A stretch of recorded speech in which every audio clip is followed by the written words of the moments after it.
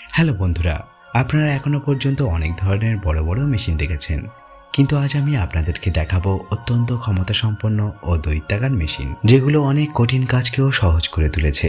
এই মেশিনগুলো দেখার পর আপনারা অবশ্যই অবাক হবেন ও সঙ্গে মজা পাবেন। তার জন্য ভিডিওটি শেষ পর্যন্ত আমাদের সঙ্গে থাকুন। তো চলুন শুরু করা যাক। আমরা প্রতিনিয়ত নানা ধরনের আর্থ মুভার বা জেসিবি মেশিন দেখেছি, যেগুলো কোনো না কোনো কনস্ট্রাকশনের কাজ করে চলেছে। কিন্তু আজ আপনাদের যে আর্থ মুভার দেখাবো, সেটি আপনার দেখা যে কোনো আর্থ মুভারের থেকে অনেক বড় ও অ্যাডভান্স। এটি হলো লিবের R9800। এই মেশিন খনন কাজে ব্যবহার হওয়া একটি এক্সক্যাভেটর। খনিতে খননের কাজ ও বড় বড় প্রজেক্টে এটি ব্যবহার করা হয়। ভিডিওতে এটিকে ছোট দেখালেও কিন্তু এই মেশিন বাস্তবে বিশাল। এই মেশিনটিতে 216 সিলিন্ডার ভি ইঞ্জিনের ব্যবহার করা হয়েছে, যা 4000 হর্স পাওয়ার শক্তি উৎপন্ন করে থাকে। এই মেশিনটিকে চালানোর জন্য 2000 লিটার ডিজেলের দরকার হয়, আর এর এক হাতলের ধারণ ক্ষমতা হলো 1500 কিউবিক ফুট, যা সত্যি এটিকে দৈত্যাকার করে তুলেছে। তাছাড়া মেশিনটি হাই কোয়ালিটির মেটেরিয়াল দিয়ে তৈরি। বন্ধুরা, আপনারা অনেক ধরনের ব্রিজ দেখেছেন, যা দেখার পর অনেক সময় ভেবেছেন কি করে এই ব্রিজগুলো নির্মাণ করা হয়েছে। আজ আপনাদের এমনই এক মেশিনের সম্পর্কে জানাবো, যে মেশিন মাত্র কয়েকদিনের মধ্যে একটি ব্রিজ নির্মাণ করতে পারে। এই মেশিনটি হলো SLJ 900। ব্রিজ বানানোর জন্য অনেক ধরনের পদ্ধতি অবলম্বন করা হয়, কিন্তু এই মেশিন খুবই কম সময়ের মধ্যে একটি ব্রিজ নির্মাণ করতে পারে। এই মেশিনটি চাইনিজ কোম্পানি তৈরি করেছে। মেশিনটির দৈর্ঘ্য 300 ফুট ও ওজন হলো 580 টন। যেমনটি আপনারা দেখতে পাচ্ছেন, এই মেশিনটি ব্রিজের উপরের অংশকে এক পিলার থেকে অন্য পিলারের মধ্যে সেট করে দিচ্ছে। এই মেশিন আসার ফলে কোনো রকমের ভারী ক্রেনের প্রয়োজন হয় না। তাছাড়া এই মেশিন খুব তাড়াতাড়ি কাজ সম্পন্ন করতে পারে। তাই তো আপনারা অনেক সময় খবরে শুনেছেন, চীন 2 দিনের মধ্যে একটি ব্রিজ তৈরি করে দিয়েছে। তার কারণ হলো কি জানেন? তার কারণ এই ধরনের মেশিন। বন্ধুরা, আপনারা যতগুলি হাই পাওয়ার এক্সক্যাভেটর দেখেছেন, সেগুলোতে প্রায় প্রত্যেকটাতে ইঞ্জিন লাগানো রয়েছে, কিন্তু এখনই আপনারা যে মেশিনটি দেখবেন সেটি ইলেকট্রিক্যাল পাওয়ারে চলে। এটি হলো P&H 4100 XPC।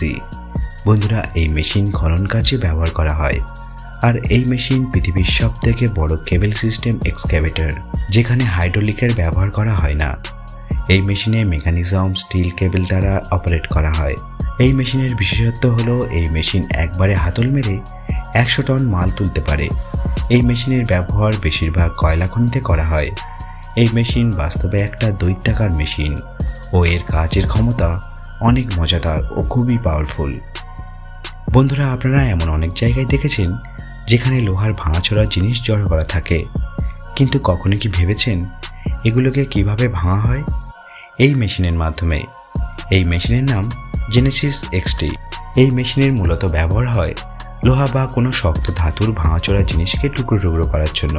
মেশিনটিতে হাইড্রোলিক মেকানিজম লাগানো রয়েছে, যা হাই পাওয়ার জেনারেট করে থাকে, যার সাহায্যে খুব সহজে মোটা লোহার পাতকেও টুকরো টুকরো করে কেটে ফেলা যায়।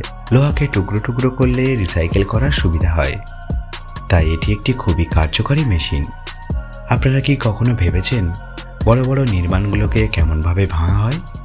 এবার আপনারা যে মেশিনটি দেখতে চলেছেন, সেটি মূলত এই কাজ করার জন্যই তৈরি। এটি হলো কোবেসো ডিমোলিশন। এটি খুব বড় একটি মেশিন, যার দৈর্ঘ্য 213 মিটার। এই মেশিন 20 থেকে 25 তলা বিল্ডিংয়ের উপরে পৌঁছাতে পারে। এই মেশিনটিতে বিভিন্ন ধরনের অ্যাটাচমেন্ট রয়েছে, যার সাহায্যে বিভিন্ন ধরনের পরিস্থিতিতে মেশিনটি বিভিন্নভাবে কাজ করে।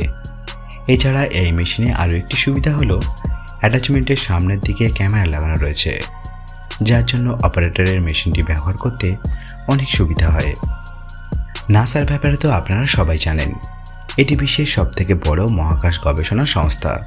নাসার যতগুলি মহাকাশ যান অথবা রকেট তৈরি হয়, সেগুলোকে অ্যাসেম্বলি বিল্ডিং থেকে লঞ্চ প্যাডে নিয়ে আসা হয়।